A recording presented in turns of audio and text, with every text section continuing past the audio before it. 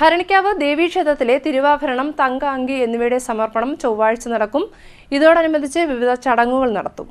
ഭരണിക്കാവ് ക്ഷേത്രത്തിലെ തിരുവാഭരണത്തിന്റെയും തങ്ക അങ്കിയുടെയും സമർപ്പണം ചൊവ്വാഴ്ച നടക്കും. ഇതിനോടനുബന്ധിച്ച് വിവിധ ചടങ്ങുകളും നടക്കുന്നുണ്ട്.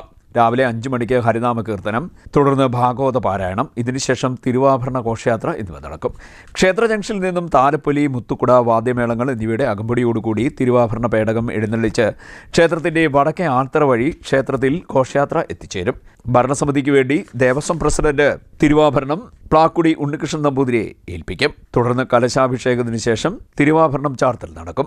ഇതിനുശേഷം തിരുവാഭരണ ദർശനം, അന്നദാനം, ദീപാരാധന, ദീപക്കാഴ്ച എന്നിവയും നടക്കും. ചടങ്ങുകൾക്ക് ക്ഷേത്ര മേൽശാന്തി അർജുനൻ നമ്പൂതിരി, കീഴ്ശാന്തി ശിവകുമാർ നമ്പൂതിരി എന്നിവർ കാർമ്മികത്വം വഹിക്കും. ക്ഷേത്ര ഭരണസമിതി president MC Raghunath, secretary Vijayakumar KS, treasurer Gopalakrishna Pillai S എന്നിവർ ചടങ്ങുകൾക്ക് നേതൃത്വം നൽകും. CDNet news, Kayamkulam.